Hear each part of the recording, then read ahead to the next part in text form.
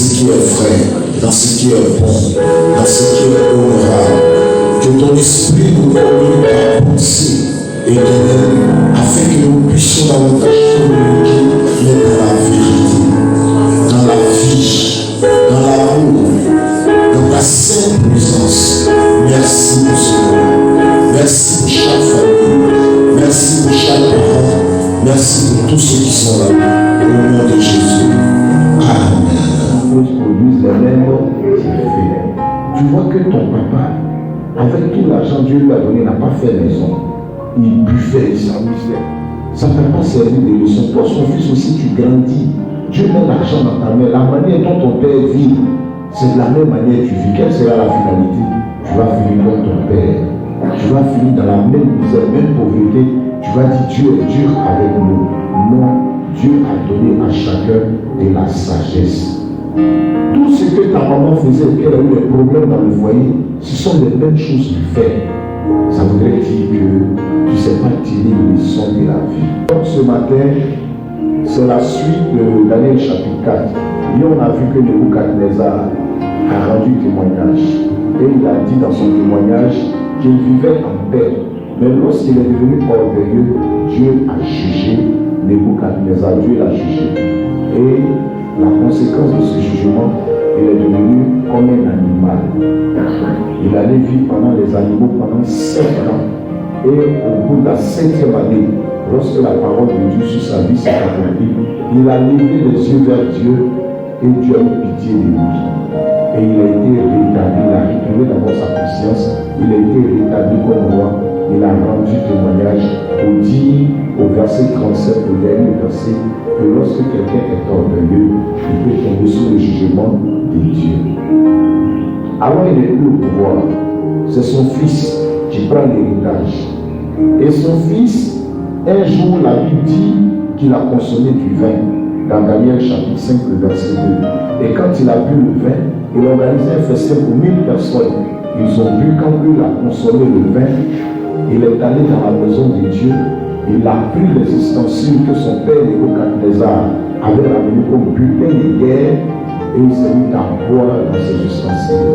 C'est pour dire que il y en a quand ils consomment le vin devient très excitateur dans leur vie. Ils commencent à poser des actions qu'un homme ne pourrait pas poser.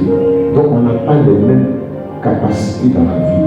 Tu n'es pas obligé de faire comme tes amis. Tu n'es pas obligé de délivrer comme eux. Tu n'es pas obligé de consommer la drogue comme eux. Tu n'es pas obligé de détruire ta vie. Chacun doit se connaître. Et tu dois connaître tes limites. Tu dois savoir ce qui peut nuire à ta vie, ce qui peut détruire à ta vie. Tu as été créé avec de l'intelligence, avec de la sagesse. Quand tu ne sais pas faire usage de l'intelligence, tu vas te noyer. Alléluia. Souvent nous comprenons mal. Souvent nous voulons ressembler à des tyrans. Parce que nous pensons qu'ils sont forts et les gens les admirent. Ce ne sont pas forcément de bons modèles. Non.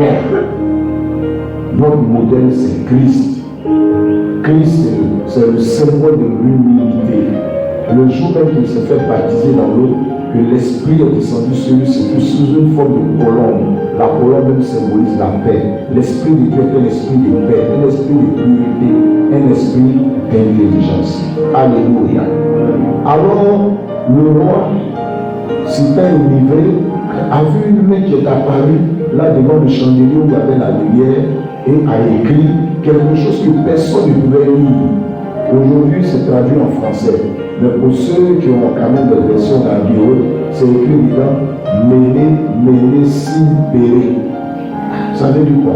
La main de Dieu est apparue, elle est écrite Mene Simpere. Mene Simpere, on a appelé tous ceux qui étaient intelligents, les grands intellectuels, les grands universitaires. Personne n'a pu décrypter, personne n'a pu donner le sens, personne n'a pu expliquer au roi Belshazzar ce que cela signifiait. Et donc il était troublé, il avait peur. Et la Bible dit que la reine est apparue dans sa présence pour lui dire: le roi, ne te trouve pas. Parce que ici, ça doit être la reine mère, sa maman. Ne te trouve pas, parce que dans ce royaume, au temps de ton père, il y a un homme nommé Daniel tu as donné des explications du songe qu'il a eu, et puis cela s'est réellement accompli. Alléluia. C'est pour dire qu'il y a encore des hommes de Dieu inspirés, des hommes de Dieu qui marchent avec Dieu, qui marchent dans la vérité.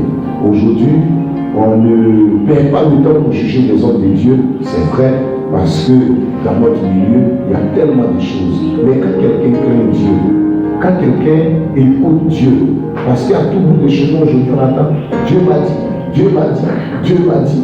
Même la Bible, on la met maintenant de côté et on cherche du mandisme. Ceux qui sont Dieu m'a dit, c'est vrai qu'on cherche maintenant. Bien aimé, c'est bien. C'est le Saint-Esprit qui donne l'onction pour que nous agissions de la part de Dieu. Mais si Dieu t'a rien dit, tais-toi. Si Dieu t'a véritablement parlé, il faut traduire fidèlement la pensée de Dieu. Et avec moi, amen. Et ce dernier-là, quand vous constatez plus tard, le roi lui dit, donne-moi l'interprétation, je vais te donner de l'argent. Qu'est-ce qu'il a dit? Garde tous tes dons, garde tous tes prisons. Je vais quand même te donner l'explication. Comme on dit, il a respecté Dieu. Dans la Bible, il est écrit que les prisons ont les cœurs des rois. Donc souvent, quand on te fait trop de cadeaux, tu oublies même de dire la vérité aux gens. Tu as peur de dire la vérité pour ne plus qu'on te prive de ces cadeaux. Quand tu n'apprends pas à compter sur Dieu, ton ministère finit par être pris en otage par les hommes. Tu deviens esclave des hommes. Tu n'es plus un boulos. Tu n'es plus un serviteur qui a été affranchi par son maître et qui sert librement, volontairement, dans la crainte même de son maître. Alléluia.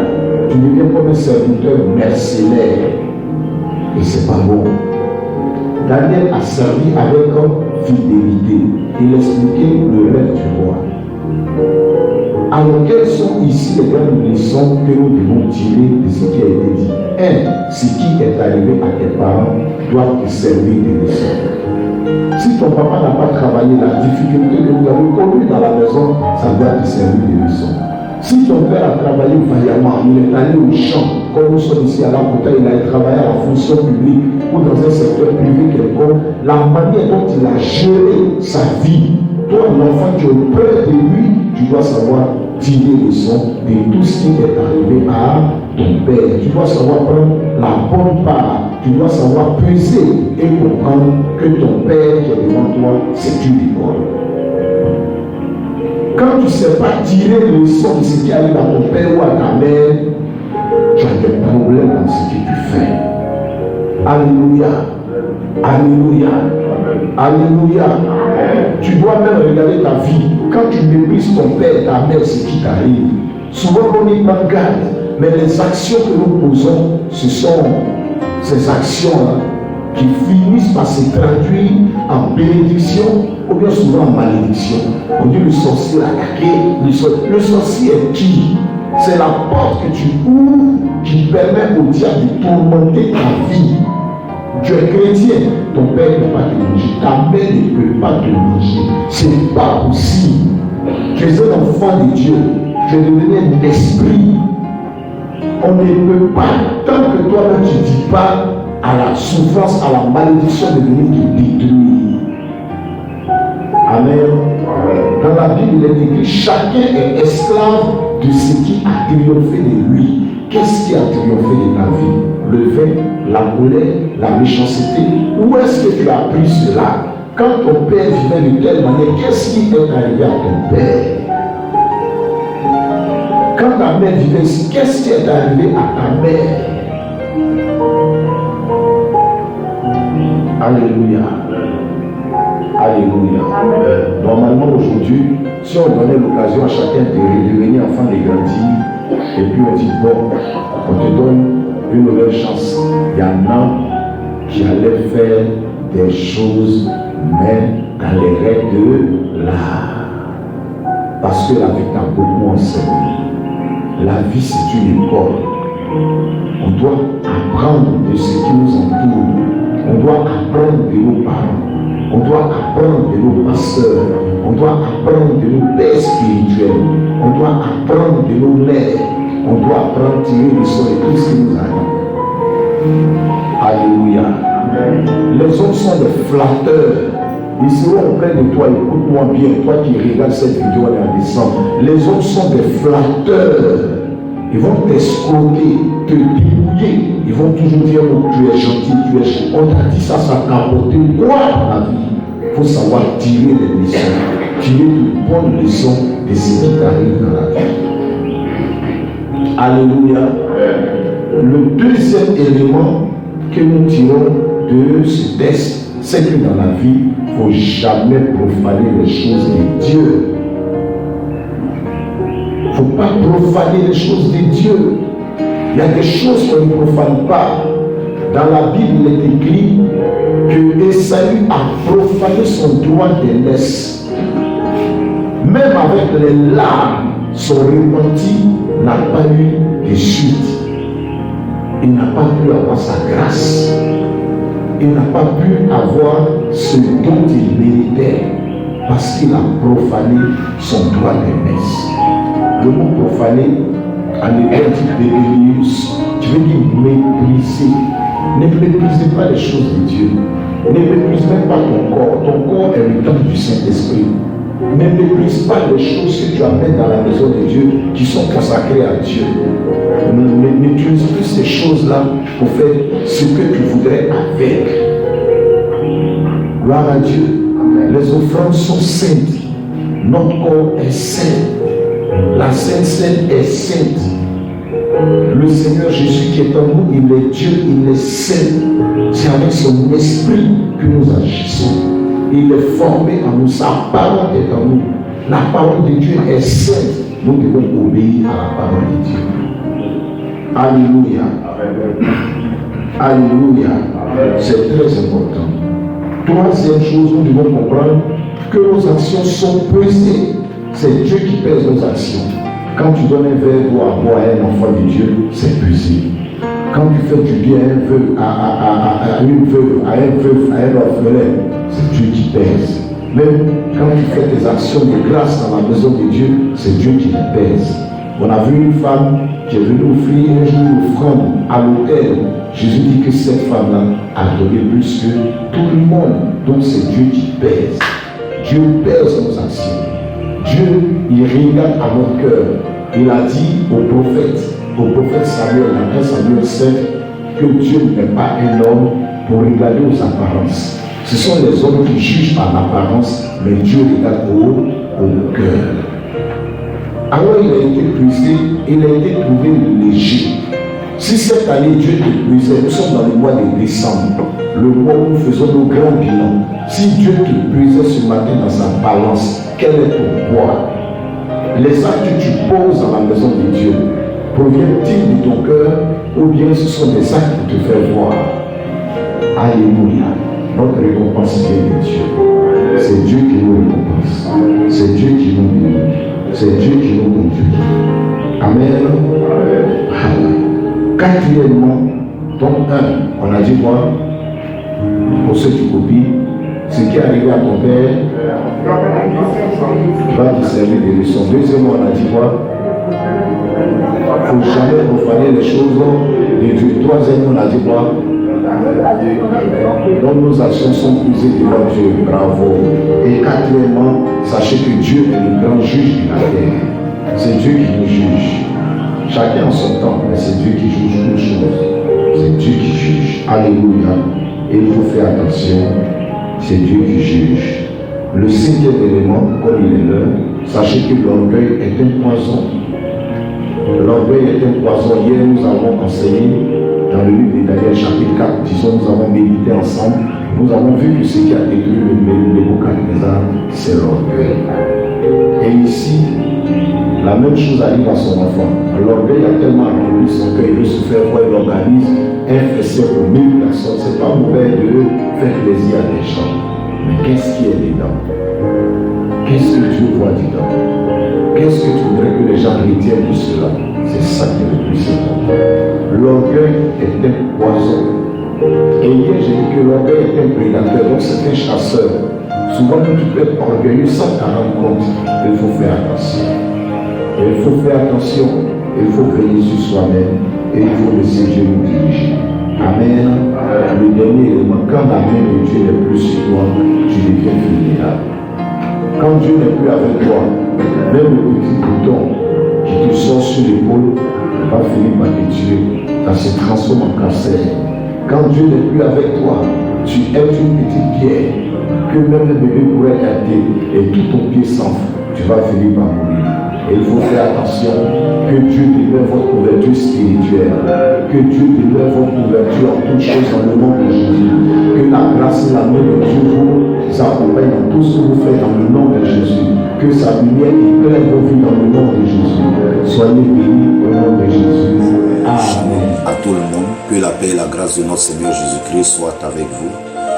Je suis votre serviteur, Mathieu David Bazi, et ce matin, j'échange avec vous par rapport à notre dévotion matinale. Aujourd'hui, nous avons étudié dans le livre de Daniel, Daniel chapitre 5, et avec vous, nous avons vu que l'orgueil est un poison. Nous avons vu la même chose hier en Daniel chapitre 4 avec Nebuchadnezzar qui a témoigné lui-même. Il a dit que Dieu lui a donné le pouvoir, Dieu lui a donné beaucoup de richesses, mais il s'est avéré que l'orgueil s'est manifesté en lui. Il était tellement orgueilleux qu'il croyait qu'il était celui-là même qui avait créé le pouvoir. Il est celui-là qui donnait la vie au pouvoir. Il a compris que tout procédait de Dieu parce qu'il a été jugé par Dieu. Il a perdu la raison pendant 7 ans. Il a vécu parmi les animaux. Il a été nourri comme on nourrit un bœuf. Voilà, donc après 7 années, il a levé les regards vers son Dieu. Dieu a eu pitié de lui, Dieu l'a guéri et puis il a retrouvé le pouvoir. Donc c'est Dieu qui donne le pouvoir, c'est Dieu qui rabaisse, c'est Dieu qui juge nos actions et c'est ce grand Nebuchadnezzar là qui a rendu témoignage pour que nous puissions tirer leçon de toutes ces choses. Aujourd'hui donc nous avons médité Daniel chapitre 5. Dans Daniel chapitre 5, il est question de Belshazzar, le fils de Nebuchadnezzar. Qu'est-ce qui s'est passé en effet? Alors donc, pendant son festin, la Bible dit qu'il a consommé du vin. Et lorsqu'il a bu le vin, il a pris une décision qui n'était pas bonne. Comment? Il a envoyé les ustensiles qui se trouvaient dans la maison de Dieu et qui désormais se trouvaient à Babylone au festin. Et lui et ses invités ont commencé à boire, et ses conviés ont commencé à boire dans les ustensiles qui appartenaient à l'Éternel. La Bible dit pendant qu'il festoyait, une main a écrit sur le mur quelque chose que personne dans son royaume ne pouvait lire, ne pouvait décrypter. Il était donc troublé et il a eu le visage pâle, le visage qui a changé automatiquement parce que le jugement de Dieu s'abattait sur lui. Et donc la reine lui a dit, mon fils, la reine mère, mon fils, n'aie pas peur, mais il se trouve ici dans le royaume quelqu'un qui peut décrypter toutes ces écritures. Il s'agissait bien évidemment de Daniel. Et la reine mère a dit, il a en lui l'esprit, un esprit supérieur, un esprit excellent, un esprit d'intelligence. Bien entendu, elle parlait des caractéristiques du Saint-Esprit. Le Saint-Esprit, c'est l'esprit de Jésus-Christ, c'est l'esprit de Dieu. C'est cet esprit-là qui nous convainc, c'est cet esprit-là qui nous donne l'autorité de Dieu. C'est avec cet esprit que nous agissons en tant qu'enfants de Dieu. C'est cet esprit-là qui forme Christ en nous, qui nous aide à devenir matures. Alors, on a appelé Daniel et Daniel est venu et il a interprété cette écriture. Il a donné la signification. C'était une écriture écrite. Il était écrit Mene Sin Pere, qui signifie peser, peser, diviser. Alors, qu'est-ce que nous pouvons tirer comme enseignement de notre méditation? Nous comprenons, que ce qui est arrivé à nos parents doit nous servir de leçons. Alors, ce jeune homme n'a pas pu tirer leçon de tout ce qui est arrivé à son père. Et c'est ce que Daniel lui a dit dans les derniers versets de Daniel, chapitre 5. Que voici comment est-ce que ton père s'est comporté et il a été jugé. Toi, tu n'as pas tiré leçon de tout ce qui est arrivé.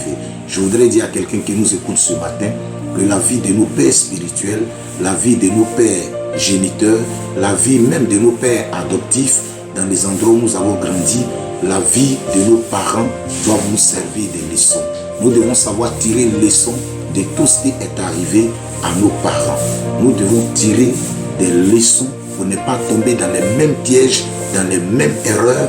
Et nous devons savoir tirer une leçon afin d'utiliser les meilleures méthodes à notre temps pour réussir notre vie, pour réussir dans notre marche avec le Seigneur, pour réussir dans notre entreprise, pour réussir dans notre ministère. Peut-être que ton père donnait beaucoup de crédits et puis les gens ne remboursaient pas tout ce qu'il empruntait avec ton père, et puis au final la maison a eu des problèmes, des difficultés. Il ne faudrait pas tomber dans ce même piège. Ton père était peut-être idolâtre, et puis l'idolâtrie a eu des grandes conséquences sur la maison. Il y avait des palabres à la maison, il y avait des pleurs à chaque moment à la maison était troublée. Il faut pouvoir tirer leçon de toutes ces choses. Donc la première leçon que nous tirons de cette méditation, c'est que chaque enfant doit savoir tirer des enseignements de tout ce qui est arrivé à son père. Le deuxième enseignement, nous devons comprendre que les choses de Dieu sont sacrées. Nous ne devons pas profaner les choses de Dieu. Dans Hébreux 12, le verset 15, la Bible dit que Ésaü était profane. Il a profané son droit d'aînesse. Le mot profaner ici, c'est le mot bébélios en hébreu, qui veut dire mépriser. Donc il y a des choses que nous méprisons qui peuvent avoir des conséquences tragiques sur notre vie. Il ne faut pas mépriser son père, il ne faut pas mépriser sa mère, il ne faut pas mépriser ton corps, il ne faudrait pas mépriser ta relation avec Dieu. Mais demain, ça pourrait avoir des conséquences très fâcheuses sur ta vie. Nous devons savoir tirer donc leçon de ce qui est arrivé à nos parents, et nous devons comprendre que les choses de Dieu sont saintes. Nous ne devons pas les mépriser. Troisièmement, nous devons comprendre que Dieu pèse nos actions. Alors nous devons faire attention lorsque nous posons nos actions. Un jour dans la Bible, une femme est allée faire son offrande à l'autel de Dieu. Le Seigneur Jésus-Christ était là. Et puis, à la fin, il a dit que cette femme-là a donné plus que tout le monde. Qu'est-ce qu'elle avait donné d'extraordinaire? Elle avait donné quelques piécettes, mais Jésus dit qu'elle a donné de tout son cœur. Pour dire que le Seigneur pèse nos actions. Dans le livre de Samuel, dans 1 Samuel, chapitre 16, à partir du verset 7, Dieu a dit à Samuel, c'est l'homme qui regarde à l'apparence, mais moi Dieu, je regarde au cœur. Alors donc Dieu regarde à notre cœur. Dieu pèse les actions de nos cœurs. C'est ce qui est dans le cœur qui intéresse Dieu. C'est très important. Alors, bien-aimé, je voudrais que tu finisses l'année dans la victoire avec un esprit d'humilité. Sache que l'humilité précède la gloire. Le Seigneur Jésus-Christ a manifesté l'humilité. L'humilité t'ouvre les portes devant Dieu. Jésus a dit, venez à moi, vous tous qui êtes fatigués et chargés, je vous donnerai du repos. Car mon joug est léger et doux. Et ensuite, il montre la caractéristique de son cœur. Il dit, car je suis humble et doux de cœur. Notre Seigneur, il est humble. L'humilité, c'est cette caractéristique-là, c'est cette vertu-là que Dieu voudrait voir ses enfants développer. Dans Jacques 4, le verset 6, la Bible dit, Dieu résiste aux orgueilleux, il fait une grâce excellente à ceux qui sont humbles. Dans le livre de Proverbes chapitre 16, la Bible nous dit que l'humilité précède la gloire. Donc, je vous remercie, je vous souhaite une bonne journée, que la paix et la grâce de Dieu surabondent vos vies, que vos décisions soient inspirées par le Saint-Esprit, que l'Esprit de Dieu, qui est un esprit d'excellence, un esprit d'intelligence, un esprit de sagesse, un esprit de supériorité, un esprit qui n'est pas dans le monde, selon 1 Jean 4, le verset 4, un esprit méisome, c'est-à-dire grand, excellent, supérieur. Il est écrit, celui qui est en nous est plus grand que celui qui est dans le monde. Le mot grand ici, c'est le mot méisome. Que cette grandeur d'esprit vous habite, vous anime. Seigneur, je te rends grâce, je bénis ton nom. Je te dis merci pour tout ce que tu fais dans nos vies. Que ta grâce et ta faveur, Seigneur, nous accompagnent. Et que nos journées soient bénies. Que nous soyons remplis de ta vie, de ton esprit, de ton onction, dans le nom de Jésus. Merci pour nos bien-aimés. Merci pour cette fin d'année. Merci pour notre pays que tu bénis. Honneur et gloire à toi. Nous avons prié, Papa. C'est au nom de Jésus-Christ. Amen.